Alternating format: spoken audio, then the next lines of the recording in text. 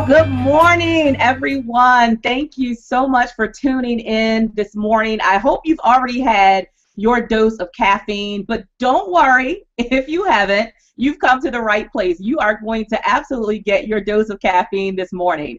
For those of you who are experiencing me for the first time, let me just introduce myself again. I'm Cheryl Wood. I am referred to as the Fearless Success Coach, and I'm going to share with you some of the reasons why I've been labeled the Fearless Success Coach. I am a mom. I'm a wife. I am, most importantly, a very passionate woman who believes in pursuing her dreams, who believes in nurturing her possibilities. And so for this next 30 minutes or so, I just want to take this opportunity to pour into you so that you understand that your possibilities have the opportunity to become realities if you're willing to nurture them. And so again, I say welcome to this summit. I want to thank my mentor and my friend, Dr. Willie Jolly, for allowing me to be here, to have a voice to share with you today. And of course, my good friends, Shay and Trevor, for always creating such dynamic platforms for speakers like myself to be able to impact, inspire, and help to transform people around the world. Here's my motto for 2014, and maybe if you've been following me, you already know it, and that's great.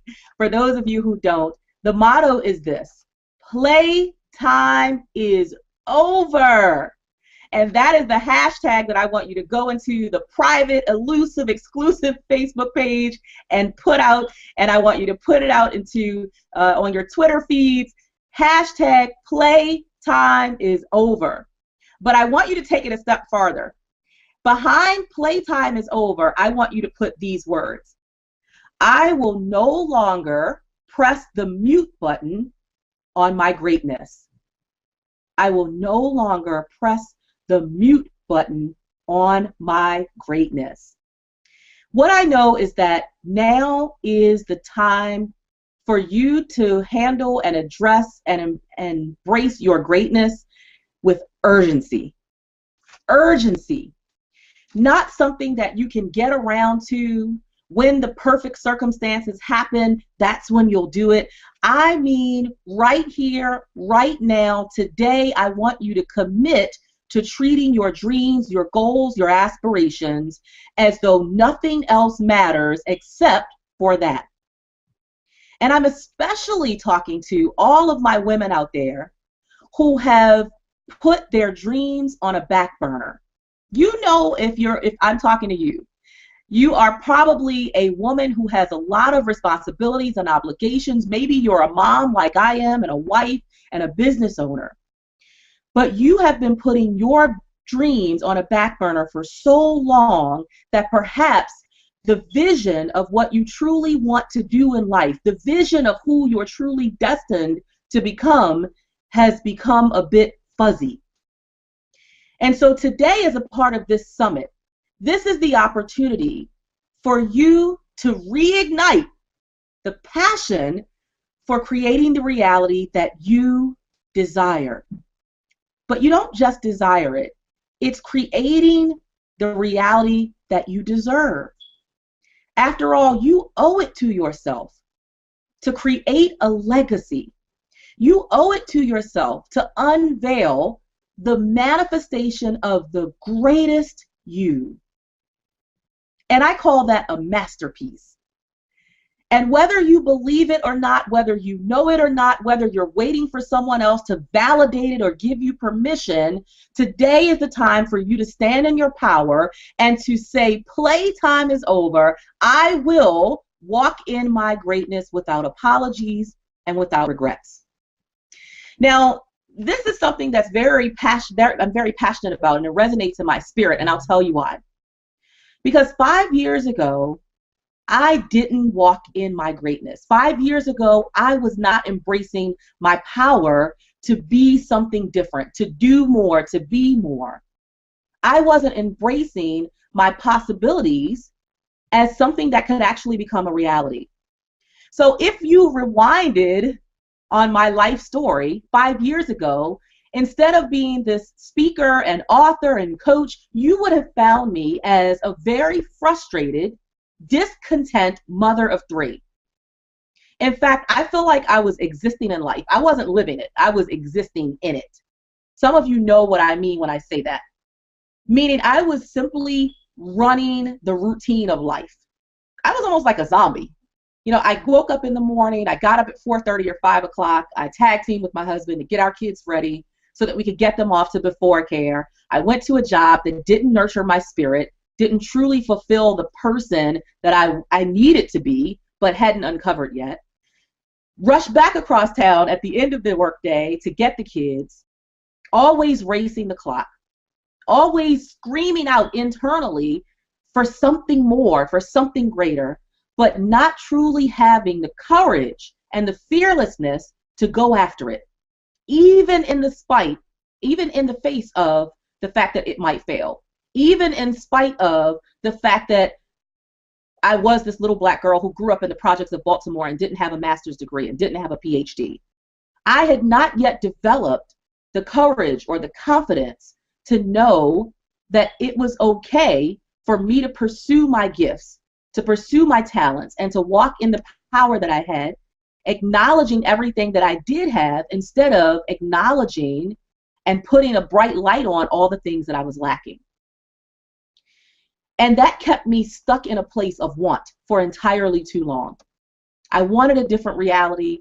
I wanted to be able to be more actively involved in my children's lives. I wanted to find something I was truly passionate about where every morning I would get to wake up and absolutely love what I was doing. I wanted to be able to create generational wealth that would long outlive me as a person, that would extend to my children and their children and their children. Those were the things I wanted, but I stayed stuck. I remained hostage in a place of want because, like so many of you perhaps watching this morning, I was too afraid to take a risk, too afraid of what might happen. I was too comfortable with what I thought was safety and security. And for me, that safety and security was connected to a full-time job. Now, that's not to say that I absolutely hated my job. It wasn't the job that I hated. In fact, that job gave me so many skills to do what I'm doing today. But what I hated was the fact that I didn't have control of my own destiny. I didn't have control over my own wealth. I didn't have control over my own time. And that just wasn't good enough for me. 5 years ago, as I intentionally decided that I was going to do something different so that I could somehow experience different results, I decided to embark upon this thing called entrepreneurship. Now, let me tell you, I was clueless when I started out. I mean, absolutely clueless. I went to the library, I went to the bookstore, I bought every book that I could possibly buy to try to get a clue, and I didn't have anybody holding my hand. I just knew that I had to do something different. And I knew that if I took the leap of faith, if I jumped in with both feet, even not knowing all the answers, that somehow I would align with what was really my destiny. I would align with what was really my purpose. And that's what I did. I started a little t-shirt business 5 years ago. It was called Moms Are the Best. I connected it to something I was passionate about, which was motherhood. And I used this t-shirt line to inspire and to empower women and moms who have so many responsibilities, but oftentimes aren't celebrated, except one day a year. But here's the thing about jumping in with both feet and taking a risk and doing something even though there's no guaranteed results. Usually, that is the thing that propels you to where you really should be. Usually, that is the thing that will detour you and align you with what your real purpose and your real passion is. And that's exactly what happened. That t-shirt business simply was an initial platform for me to get to what was truly my destiny, which is speaking and empowering men and women all across the globe to take risks, to step outside of their comfort zone, to do something different, to be so committed to having and creating a different life that absolutely nothing will deter you. What happened? Well, a year and a half into that journey of vending, of sitting out in the sweltering heat with no tent because I was a rookie at the time, and selling t-shirts and sitting out in parking lots and praying, Lord, please let somebody buy a t-shirt so I don't have to go back home and tell my husband I didn't sell anything, that I came back home just as broke, busted, and disgusted as I was when I first left in the morning, and that I also spent 6 or 8 hours away from him and the kids. I had to be okay with the failures that would eventually get me to where I was supposed to be. So a year and a half into doing that, I got a phone call one day from Morgan State University. And the person said, Cheryl Wood? I said, yes. They said, hey, this is the rep from Morgan State University. We've been hearing about you. And we hear that you're this mom who started a t-shirt business even while you're still working a full-time job. And we want you to come to our annual women's conference. And we want you to teach other moms and women how to start their own business. Wow. I said, are you sure you spelled the name correctly? It's Cheryl Wood. There's no S on the end of that. You sure you have the right person? Because I thought I was being punked. I did not think there was any way possible that they were contacting me, who at the time I still thought I was a rookie. I was still a rookie. I didn't expect anyone to contact me about my expertise in teaching other women and moms how to get started, how to overcome all the negative self-chatter, all the fears, all the doubts that you have, all the non-guarantees, but to do it anyway. And after I did that event, after I spoke at that event, I knew that I had not wasted any time. I knew that that year and a half that I'd sold t-shirts in the sweltering sun in parking lots, I knew that all the time that I dragged boxes of t-shirts to my car and unpacked it and set it out on a table and didn't sell anything, and then had to pack it back up and drag it back to the car, I knew that none of that was in vain, because it was simply a test to see if I was willing to give more power to my faith than my fears about failing. Are you ready? Are you willing to give more power to your faith than your fear, so that you can begin nurturing the thing that's deep inside of you that you know is screaming out to be let go, to be released, so that you can walk in your greatness? Now is your time. Playtime is over. And I want to give you just 3 ways that will help you to get to that place of being willing to walk in that greatness, of being willing to embrace your power and being able to use your voice, your talents, your gifts, your skills, your experiences to change the world. Just like Dr. Willie Jolly is changing the world, just like Shay and Trevor are changing the world. So here's number 1. I hope you have a pen and a notepad so you can jot these down really quickly. Number 1 is to commit to the decision with tenacity. When you commit to the decision, that means you're taking action. See, some of us, sometimes we think about it, we wish for it, we hope for it, we daydream about it, we even lose sleep over it. Some of us are on our hands and our knees and we're praying for that breakthrough in our lives, but we're not committing to it with tenacity because we're not taking action. Action is the only prescription for fear, for self-doubt, for worry, for wonder. Action.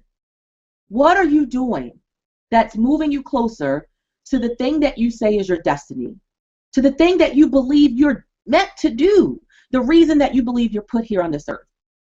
See, when I say commit, I mean, yes, you're willing to sit in the sweltering sun and sell those t-shirts. I mean, you're willing to get out and go to that networking event, even when you're exhausted because you've worked all day and you really just want to go home and take a shower and kick up your feet. When I say commit, I mean you are willing to keep knocking and knocking and knocking and knocking and knocking until someone says yes. That's tenacity. Tenacity is a sheer stubbornness for getting what you want, for staying in the race. Look, I've never ever watched a race and seen a runner throw up their hands midway and say, I'm just tired. I'm over it. Count me out. I've never, ever seen that. But what I have seen is a runner who has reached the complete space of exhaustion, but who will develop just enough energy to crawl their way to the finish line, just to say they finished the race. Are you willing to commit to your goal, your big dream, your aspiration with that type of tenacity, with that type of stubbornness and willpower and persistence and perseverance? Playtime is over. We don't have time for excuses. We don't have time to live in our past stories that have held us hostage for so long. We no longer have time to allow ourselves to continue to be the victim of all the things that went wrong in the past. Now is the time to stand on your feet and be the victor, and to crawl your way to the finish line if that's what it takes. You've got to commit when no one else is willing to support you. When everybody else is looking at you and saying you're crazy because you want to leave your job and pursue this business. You're crazy if you want to get away from all those toxic friends. They've been your friends for years. Why would you try to get away from them now? You're crazy if you decide at 50 or 60 to go back to school to further your education so that you can get to that next level in your career. See, you've got to be willing to endure those thoughts from other people that, yes, you're crazy, you've lost your mind, you're a little over the top. That's what people who are truly committed to their goals and aspirations and dreams do. Committing to the decision with tenacity means you keep going even when it's easier to stop. Even when you look at everything that's in front of you and you say, my God, why am I doing this? And then you remember, because you owe it to yourself to live a life that's filled with excitement and energy and passion and enthusiasm. You owe it to yourself to wake up every morning excited about what you do. See, 5 years ago, that wasn't the life I lived. I told you it was an existence. And I dreaded going to the office every day. I dreaded it.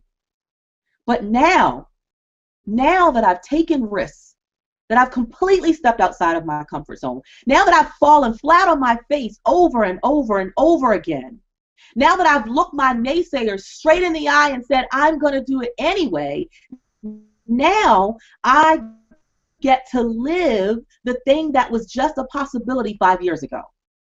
And I get to wake up every single morning with enthusiasm and excitement and an energy in my spirit that cannot be contained.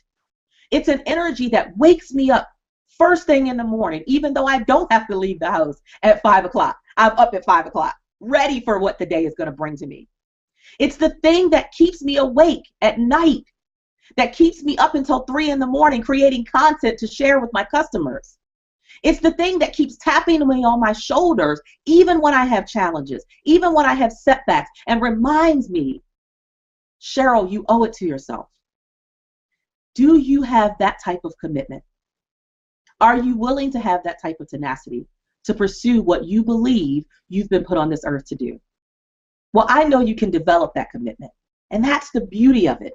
Even if you haven't developed it yet, you can use this summit as the thing that catapults you to absolutely develop the commitment, the stubbornness, the determination.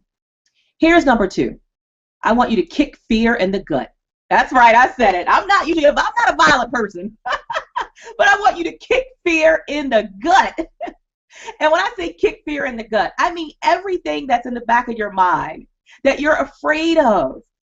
People's rejection, or people telling you no, or people's judgment of you, people's criticism. Maybe it's your own inability to see yourself as being great, as being amazing. Maybe it's the fear of failure. Maybe it's actually the fear of success because you think people are going to look at you and say you changed. Whatever the fears are, you've got to look it straight in the eye and do it anyway. Everything that I've done in my business, everything over the past 5 years, generally speaking, when it's something big, it has scared me to death. Absolutely scared me to death. But once I do it, oftentimes I realize that what I was so fearful of is not quite as great as I thought it was.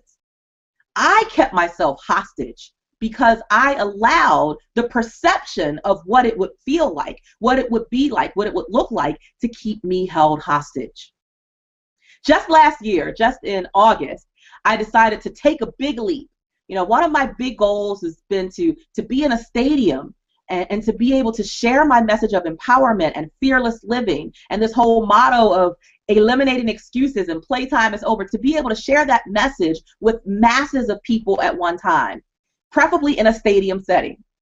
And so I joke and I say, well, you know, folks like Les Brown and Tony Robbins hadn't called me yet, so I had to take matters into my own hands, and I had to go out and rent my own stadium. See, that is kicking fear in the gut. Because when I rented that stadium and I took my husband with me, he looked at the contract and I looked at the contract. He looked at the and he looked at me and he was like, He looked at those numbers and he said, are you sure? And I said, no, I'm not sure. I was so nervous. I was so afraid. Everything in the back of my mind was saying, Cheryl, why are you doing this? Why are you taking this financial risk? Why are you taking this risk that people are actually going to come to this event when you're not a Hollywood name? You're not this big person on the market. Why are you taking this risk? And I said to him, if not now, then when? Even if I waited 6 months from then, even if I waited 12 months from then, I would still most likely be just as afraid as I was in that moment. So I had to ask myself the difficult question, why not now? Why not me? And that's what I want you to ask yourself. Why not now? Why not me?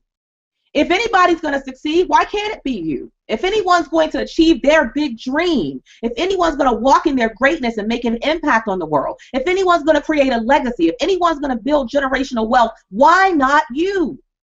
And why not now? Don't play the win-then game. When this happens, then I will. Your time is now, but you've got to believe it. You've got to embrace it. You've got to claim it. See, I claimed that I would be a well-known name in the arena of motivational speaking before it ever happened. I visualized it and spoke about it as though I was already living it. And I started to walk in the shoes that I wanted to fill before I ever filled them.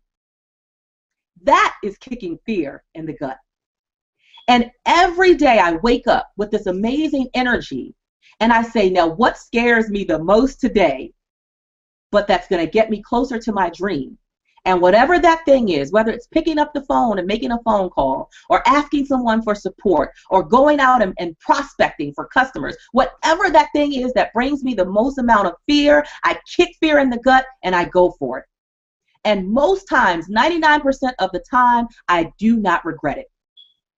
That 1% of the time, I might regret it because I don't get the answer I want. But that's okay too, because that builds character. And that builds strength and that builds determination in me internally to know that I can keep going even when I do hear the word no. And last but not least, number 3, create non-negotiable boundaries to achieve your dream. When I say create non-negotiable boundaries, I mean time boundaries as well as boundaries as it relates to your level of focus, boundaries in your mental space, your mental capacity. So of course, your time is your most valuable asset, and you absolutely have to create boundaries around that. And you've got to say, okay, yes, I'm a mother, I'm a wife, I'm this, I'm that, but my big dream is to do this over here.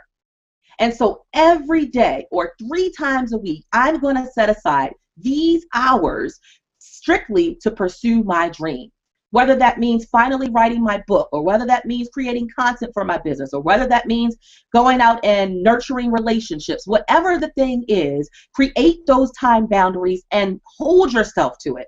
Hold yourself accountable. Don't allow yourself to get away with taking the easy way out and creating excuses. What did we say? Playtime is over. But also you've got to create boundaries in your mental space, meaning when you do set those time boundaries and say, I'm going to do this, And this is going to move me closer to my dream. When you make that commitment for time, also make the commitment for your mental space, meaning you're not going to allow anything else to come in and distract you. You are going to laser focus on those things, those tasks, and those assignments that propel you forward, that move you closer to your big dream. So there you have it. Commit to the decision with tenacity, kick fear in the gut, and create non-negotiable boundaries. And I'll tell you this, maybe you're tired. Maybe you're just exhausted from thinking about what you want, from getting on your knees and praying about it, for wishing for it, for hoping for it, for writing things in your journal about it, and you're not getting the results that you want. And maybe in your mind you've created all of these reasons why it's not going to happen for you. But I urge you, I absolutely implore you to reignite that spark, to reignite the flame that, yes, your possibilities can develop and evolve into probabilities, and those probabilities can then become realities. I am living proof that if you don't stop, if you persist, if you're consistent, if you believe in being repetitious, if you believe in knocking and knocking and knocking and knocking, even when people tell you no, if you believe in knocking again until you get the yes that you want, you will live the life that you deserve and desire. Every morning, start your morning off telling yourself, playtime is over. I will no longer push the mute button on my greatness, on my dreams. And this is what I do. See these here? These are my winner medals. I treat myself like a winner every single day. I put these medals around my neck as though I just ran the Olympics, a marathon, and they just gave me these medals that say winner. And I treat myself like a winner. I talk to myself like a winner. I think like a winner. I act like a winner. I read materials that help to make me a winner. I listen to audios and podcasts and downloads and CDs that help to make me a winner. And most importantly, I surround myself with other winners who will not allow me to diminish my light, who will not allow me to say comfort is okay, because I know that comfort simply breeds mediocrity, and that comfort and greatness do not live on the same street. Now is your time. Playtime is over. Hashtag it out there on Twitter, in the private Facebook page, elusive exclusive Facebook page. Playtime is over. I will no longer push the mute button on my greatness.